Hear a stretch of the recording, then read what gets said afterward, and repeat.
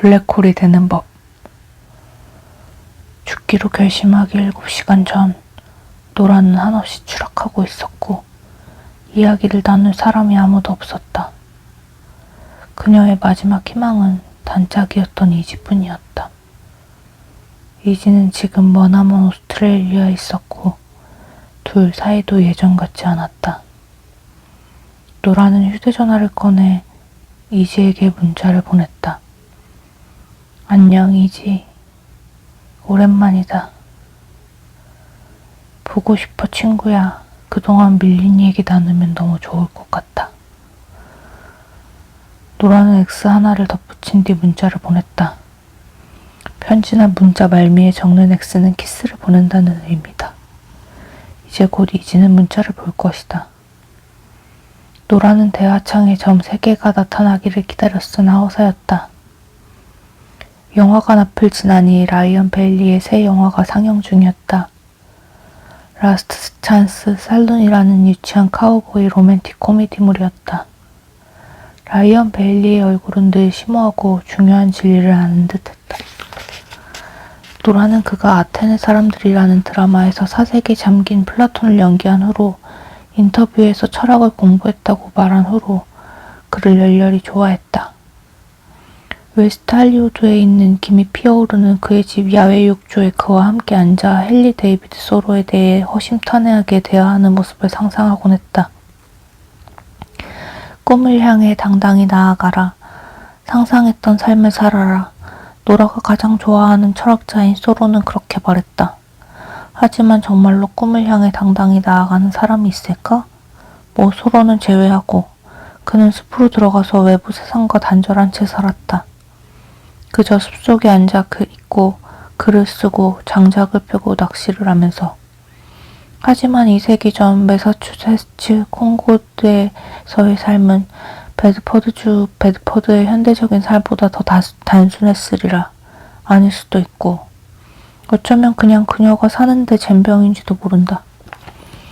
몇 시간이 흘렀다. 노라는 삶의 목적을, 이 세상에 존재해야 하는 이유를 찾고 싶었다. 하지만 아무것도 없었다.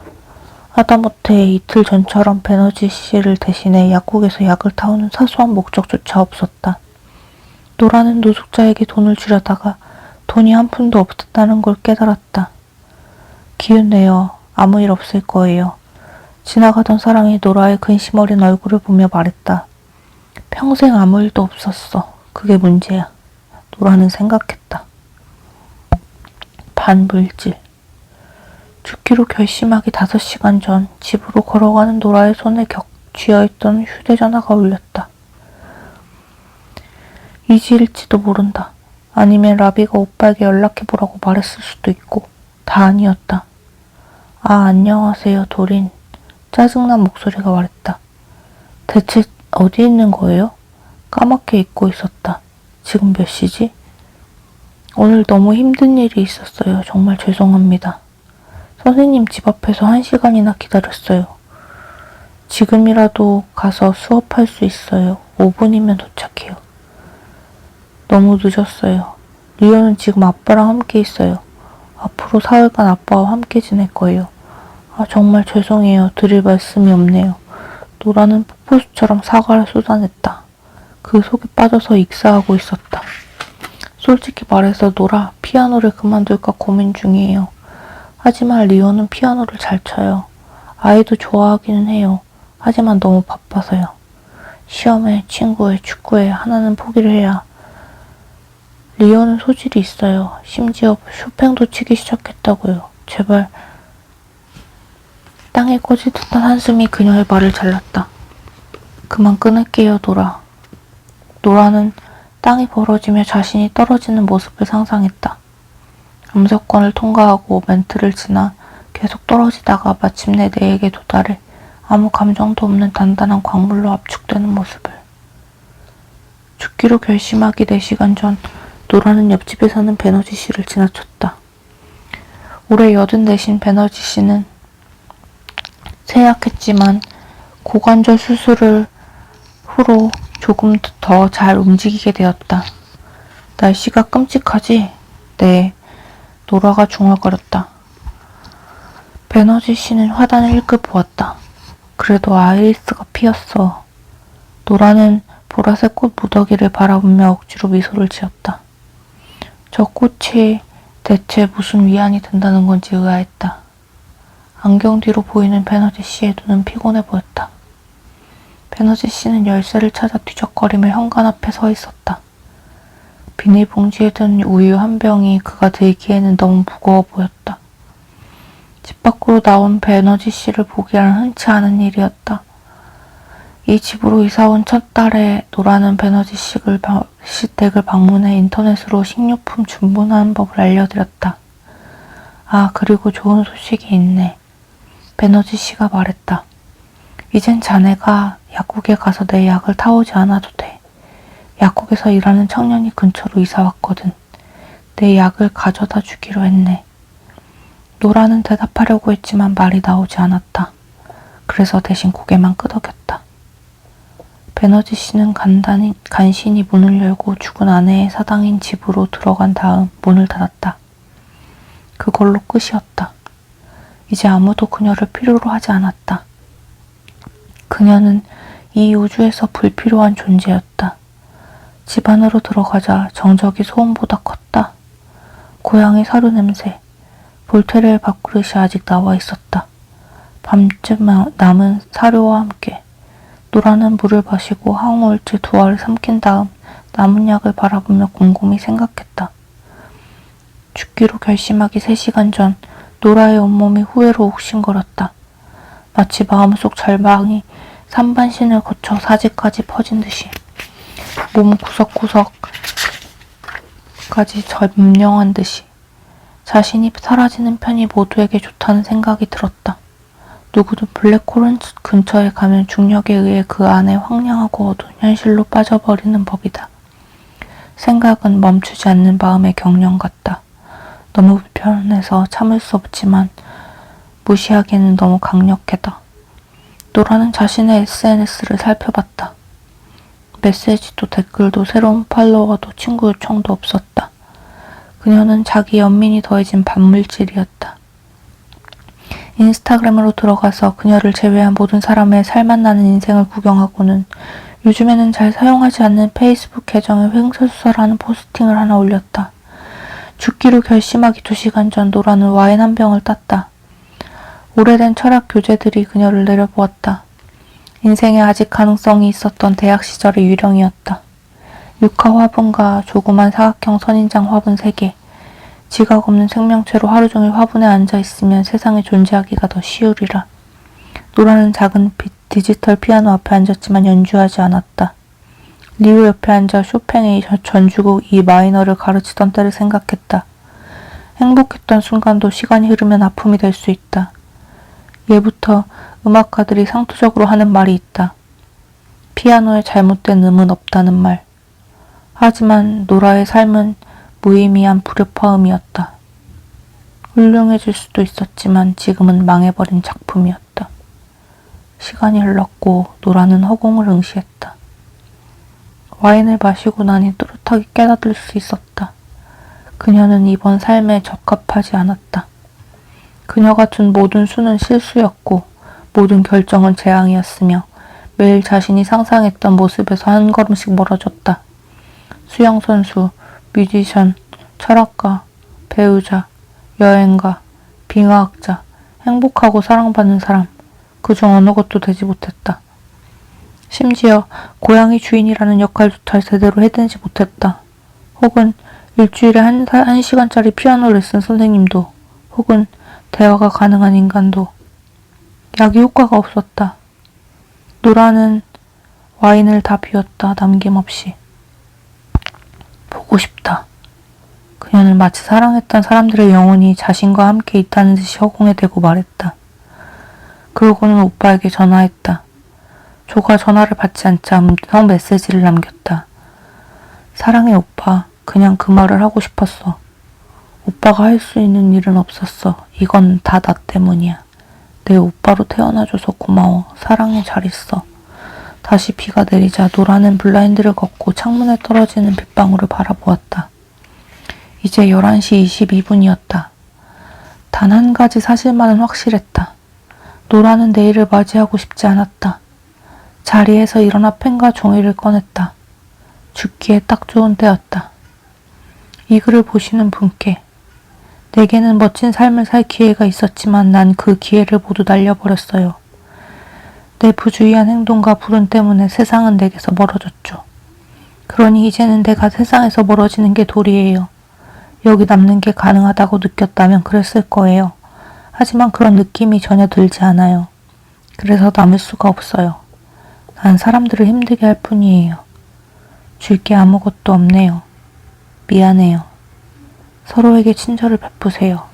안녕, 노라.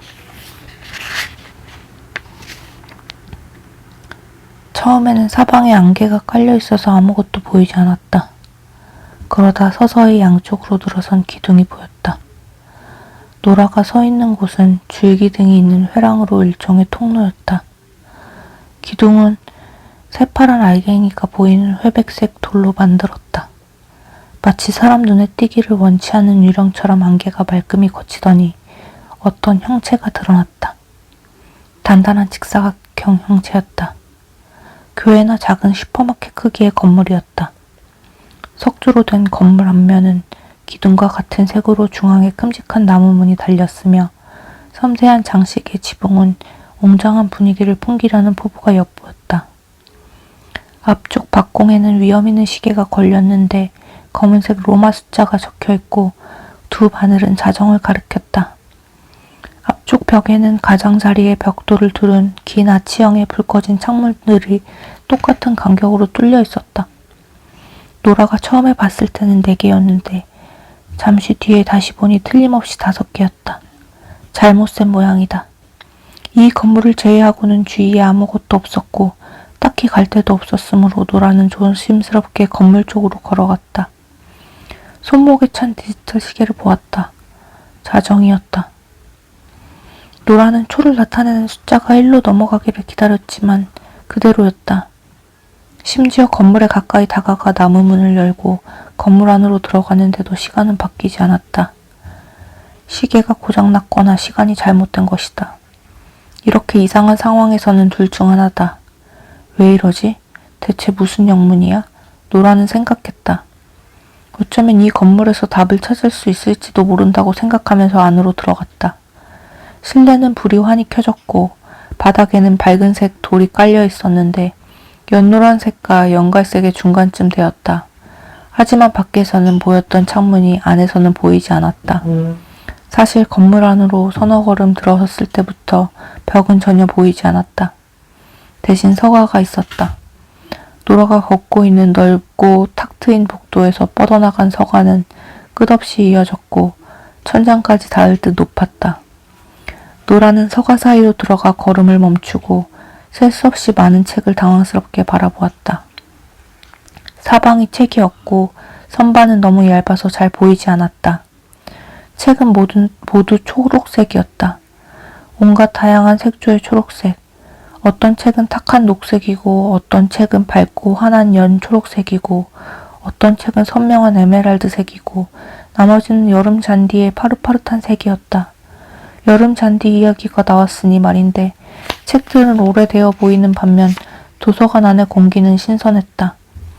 책에 쌓인 두껍고 오래된 먼지 냄새가 아니라 진한 풀냄새, 야외에 있는 듯한 냄새가 났다. 서가는 정말로 끝없이 이어진 듯했다.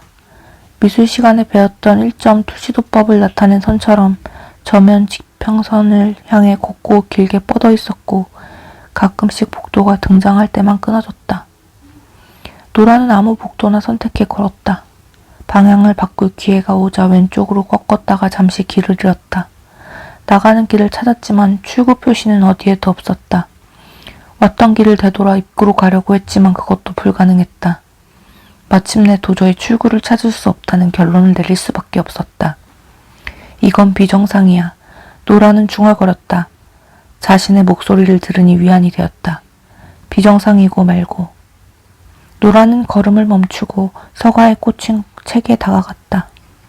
책 등에는 제목이나 작가 이름이 없었다. 색의 농담을 제외하고 유일하게 다른 점은 크기였다. 높이는 비슷했으나 두께는 제각각이었다. 어떤 책은 두께가 5cm였고 나머지는 훨씬 더 얇았다. 한두 개는 팸플릿이라고 해도 될 정도로 얇았다. 노라는 한 권 꺼내보기로 마음먹고 팔을 뻗어 중간 크기의 약간 칙칙한 올리브색을 골랐다. 책에는 먼지가 살짝 내려앉았고 낡아 보였다. 서가에서 책을 다 빼기도 전에 뒤에서 목소리가 들리자 노라는 움찔했다. 조심해라. 목소리가 말했다. 노라는 누구인지 보려고 뒤를 돌았다. 녹색 스웨터를 입은 사서. 제발 조심해서 만지렴. 여자는 하늘에서 떨어졌거나 땅에서 솟아난 듯했다. 세련된 차림에 희끗희끗한 머리카락은 짧게 잘랐고 암록색 터틀넥 스웨터를 입었다. 나이를 추정해보자면 60살쯤 되어 보였다. 누구세요? 하지만 노라는 질문을 마치기도 전에 자신이 이미 그 답을 알고 있음을 깨달았다. 내가 바로 그 사서야. 여자가 새침하게 말했다. 여자의 얼굴은 상냥했으나 엄격하고 현명해 보였다. 늘 하고 다니던 단정한 숏컷, 노라의 마음속에 남아있는 얼굴 그대로였다. 노라의 눈앞에 옛날 그녀가 다닌 학교의 도서관 사서가 서 있었다. 앨런 부인. 앨런 부인은 희미하게 미소 지었다. 아마 그럴 거야. 노라는 체스를 두던 그녀와 했던 비 오는 오후를 떠올렸다. 아빠가 돌아가시고 도서관에서 앨런 부인이 그 소식을 조심스럽게 전해주던 날도 기억했다. 남자 기숙학교 교사였던 아빠는 교내 럭비 경기장에서 갑자기 심장마비로 돌아가셨다. 노라는 그 소식을 듣고 30분 정도 망연자실했고 아직 게임이 끝나지 않은 체스판만 멍하니 바라보았다. 처음에는 현실을 받아들이기가 너무 벅찼다. 그러더니 현실이 그녀를 옆으로 세게 밀치며 지금까지 그녀가 달려왔던 선로에서 벗어나게 했다. 노라는 앨런 부인을 꼭 끌어안고 눈물을 흘렸다. 눈물에 젖은 스웨터 때문에 얼굴이 따끔거릴 때까지 울었다. 앨런 부인은 노라를 껴안은 채 아기를 대하듯이 그녀의 뒤통수를 쓰다듬었고 어떠한 진부한 말이나 거짓 위로도 하지 않았다. 그저 노라를 걱정할 뿐이었다. 그때 앨런 부인이 했던 말이 생각났다. 다 잘 될 거야, 노라. 괜찮을 거야. 1시간이 넘은 뒤에야 엄마가 그녀를 데리러 왔다. 뒷좌석에는 멍한 표정의 오빠가 앉아 있었다. 노라는 말없이 몸을 떠는 엄마 옆 조수석에 앉으며 엄마에게 사랑한다고 말했지만 아무 대답도 듣지 못했다. 여긴 어디죠? 지금 제가 어디에 있는 건가요? 앨런 부인은 매우 형식적인 미소를 지었다. 당연히 도서관이지. 학교 도서관은 아닌데요. 출구가 없어요. 전 죽은 건가요? 여긴 사후세계예요? 그렇진 않아. 앨런 부인이 말했다. 무슨 말인지 모르겠어요. 자, 내가 설명해주마. 자정의 도서관. 그렇게 말하는 앨런 부인의 눈동자가 생기를 띠며 달빛을 받은 웅덩이처럼 반짝거렸다. 삶과 죽음 사이에는 도서관이 있단다. 그녀가 말했다. 그 도서관에는 서가가 끝없이 이어져 있어. 거기 꽂힌 책에는 내가 살 수도 있었던 삶을 살아볼 기회가 담겨 있지. 내가 다른 선택을 했다면 어떻게 달라졌을지 볼 수 있는 기회인 거야. 후회하는 일을 되돌릴 수 있는 기회가 생긴다면 하나라도 다른 선택을 해보겠니? 그러니까 제가 죽은 건가요? 노라가 물었다. 앨런 부인은 고개를 저었다. 아니, 잘 들으렴. 여긴 삶과 죽음의 중간지대야. 그러고는 통로를 따라 저쪽을 슬쩍 가리켰다. 죽음은 밖에 있단다. 그럼 전 거기로 가야겠네요. 전 죽고 싶거든요. 노라는 걸음을 뗐다. 하지만 앨런 부인은 고개를 저었다. 그런다고 죽을 수는 없어. 왜죠? 내가 죽음에게 가는 게 아니야. 죽음이 널 찾아와야 해. 보아하니 노라는 죽는 것도 제대로 못한 듯했다. 익숙한 감정이 밀려왔다. 모든 면에서 자신이 불완전하다는 느낌이었다. 미완성된 인간 퍼즐, 불완전한 삶과 불완전한 죽음. 그럼 왜 제가 안 죽은 거죠? 왜 죽음이 제게 오지 않았죠? 전 죽음에게 초대장을 보냈어요. 죽고 싶었다고요. 하지만 아직 살아서 여기 있어요. 여전히 사물을 인식하고 있다고요. 글쎄, 위로가 될지 모르겠지만 넌 곧 죽을 가능성이 아주 커. 이 도서관을 거쳐가는 사람들은 여기 오래 머물지 않는단다. 죽든지 살든지 곧 끝날 거야. 생각해보면 요즘에는 점점 더 그랬다. 노라는 자신이 정말 되지 못한 사람, 이루지 못한 일들의 관점으로만 자신을 보았다. 정말이지 한두 개가 아니었다. 마음속에서 후회가 끝없이 반복되었다. 난 올림픽에 출전하지 못했어. 빙하학자가 되지 못했어. 대내 아내도 되지 못했어. 엄마가 되지 못했어. 라비린스의 리드 보컬도 되지 못했어. 정말로 좋은 사람 혹은 행복한 사람이 되지 못했어. 볼테르도 제대로 보살피지 못했어. 그리고 이제 마지막으로 제대로 죽지도 못했다. 그녀가 허비한 그 많은 가능성을 생각하니 정말로 한심했다. 자정의 도서관이 존재하는 동안 넌 죽음으로부터 보호받을 거다. 이제 어떻게 살고 싶은지 결정해야 해. 움직이는 선반. 노라 양옆에서 서가의 선반이 움직이기 시작했다. 각도가 바뀌는 게 아니라 그저 수평으로 계속 이동했다. 어쩌면 선반은 전혀 계속 움직이지 않고 책만 움직이는 것인지도 모른다. 왜 그리고 어떻게 움직이는지는 확실하지 않았다. 선반을 움직이게 하는 기계도 보이지 않았고 선반 끝이나 앞에서 떨어지는 책도 없었고 떨어지는 소리도 나지 않았다. 책들은 어느 선반에 놓여 있느냐에 따라 각기 다른 속도로 지나갔지만 하나같이 느리게 움직였다. 무슨 일이죠? 앨런 부인의 표정이 굳어지더니 등을 고추 세우고 턱을 안으로 살짝 잡아당겼다. 그러고는 노라에게 한 걸음 다가가 손을 잡았다. 이제 시작할 때가 됐구나 얘야. 괜찮으시다면 좀 물어봐도 될까요? 뭘 시작한다는 거죠? 모든 삶에는 수백만 개의 결정이 수반된단다. 중요한 결정도 있고 사소한 결정도 있지. 하지만 둘 중 하나를 선택할 때마다 결과는 달라져. 되돌릴 수 없는 변화가 생기고 이는 더 많은 변화로 이어지지. 이 책들은 내가 살았을 수도 있는 모든 삶으로 들어가는 입구야. 뭐라고요? 너에겐 선택의 경우만큼이나 많은 삶이 있어. 내가 다른 선택을 한 삶들이 있지. 그리고 그 선택은 다른 결과로 이어져. 하나만 달라져도 인생사가 달라진단다. 자정의 도서관에는 그런 인생들이 모두 존재해. 너의 이번 삶 말만큼이나 실제하지. 평행 인생인가요? 꼭 평행은 아니야. 평행이라기보다는 직각에 가깝지. 내가 살 수도 있었던 인생을 살아보고 싶니? 뭐가 다른 선택을 해보고 싶어? 바꿔보고 싶은 게 있니? 잘못한 게 있어? 이건 쉬운 질문이었다. 네, 전부 다요. 그 대답이 앨런 부인의 코를 간지린 듯했다. 앨런 부인은 얼른 스매터 소매 속으로 손을 집어넣 화한장지를 꺼내더니 재빨리 거기에 대고 재채기를 했다. 감기 조심하세요. 노라는 그렇게 말하며 앨런 부인이 다 쓴 화장지가 기묘하고 위생적인 마법인 양 그녀의 손에서 사라지는 걸 바라보았다.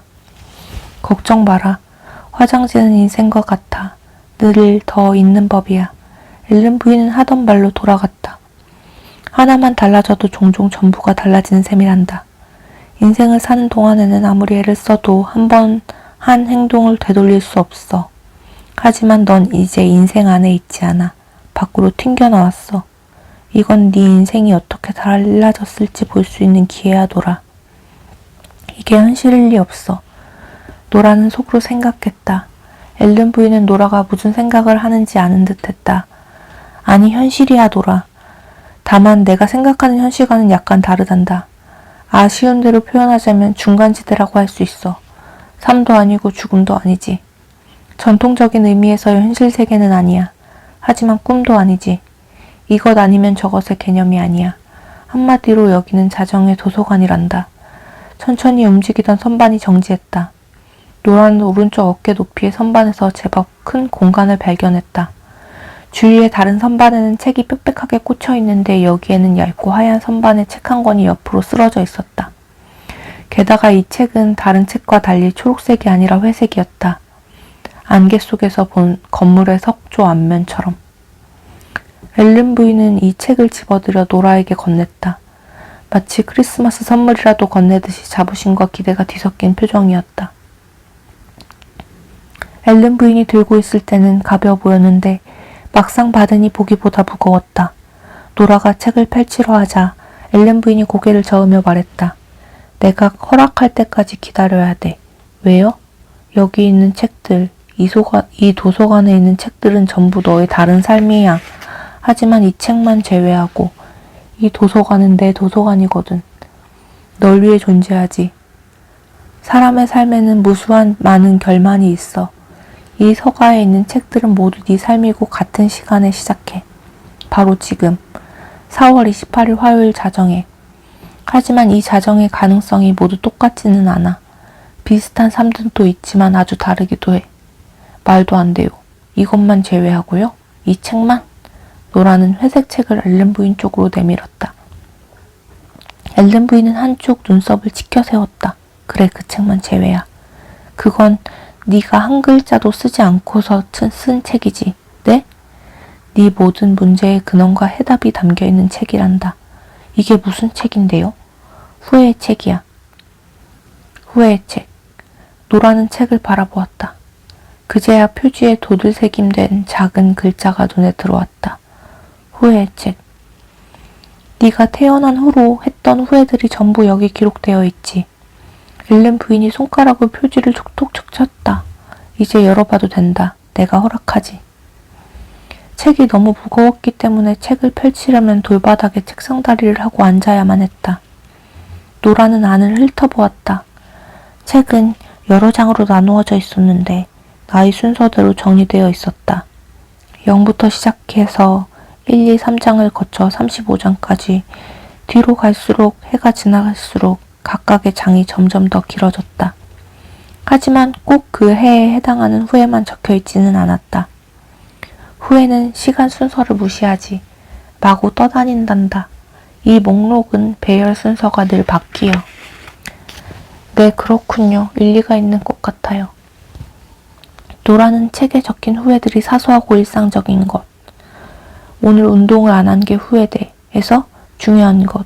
아빠가 돌아가시기 전에 사랑한다고 말하지 않은 게 후회돼의 순서로 배열되어 있음을 금세 깨달았다. 뒤쪽에 계속 등장하는 후회도 있었는데 여러 페이지에 걸쳐서 반복되었다. 라브린스 밴드를 탈퇴한 게 후회돼. 오빠를 실망시켰으니까. 환경을 위해 더 많이 노력하지 못한 게 후회돼. SNS에 할애한 시간이 후회돼. 이지와 오스트레일리아에 안 간 게 후회돼. 어릴 때 더 많이 놀지 못한 게 후회돼. 아빠랑 말다툼했던 게 후회돼. 동물 관련 일을 하지 않은 게 후회돼. 대학에서 철학 대신 지질학을 공부하지 않은 게 후회돼. 더 행복한 사람이 되는 법을 배우지 못한 게 후회돼. 죄책감을 너무 많이 느낀 게 후회돼. 스페인어를 공부하지 않은 게 후회돼. A레벨 과목으로 과학을 선택하지 않은 게 후회돼. 빙하학자가 안 된 게 후회돼. 결혼하지 않은 게 후회돼. 케임브리지 대학에서 철학 석사 과정을 공부하지 않은 게 후회돼. 꾸준히 건강관리를 하지 않은 게 후회돼. 런던으로 이사한 게 후회돼. 파리로 가서 영어를 가르치지 않은 게 후회돼. 대학 땐 소설에 썼던 걸 끝내지 못한 게 후회돼. 런던을 떠나온 게 후회돼. 아무 전망도 없는 직업을 선택한 게 후회돼. 더 나은 동생이 되어주지 못한 게 후회돼. 대학을 졸업하고 갭이어를 가지지 않은 게 후회돼. 아빠를 실망시킨 게 후회돼. 피아노 연주보다 가르치는 데 더 많은 시간을 보낸 게 후회돼. 돈 관리를 제대로 못한 게 후회돼. 시골에 살지 않은 게 후회돼. 다른 것보다 약간 더 희미한 후회도 있었고 어떤 후회는 노라가 보고 있는 동안 사라졌다가 뚜렷한 글씨로 다시 나타났다. 마치 불이 꺼졌다 켜지듯이. 아직 아이가 없는 게 후회돼라는 후회였다. 이건 어떨 때는 후회하다가 어떨 때는 후회하지 않는 후회지. 그런 게 몇 개 있어. 이번에도 독심술을 부린 듯이 앨런 부인이 설명했다. 책의 맨 끝에 있는 가장 긴 장은 34살부터 시작됐는데 댄과 관련된 후회가 많았다. 꽤 진한 볼드체로 적혀 있었고 하이든 협조곡에서 계속 연주되는 포르티시모 화음처럼 머릿속에서 계속 맴돌았다.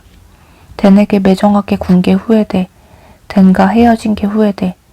시골에서 댄과 펍을 하면서 살지 않는 게 후회돼. 책장을 내려다보며 노라는 결혼 직전까지 갔던 데를 생각했다.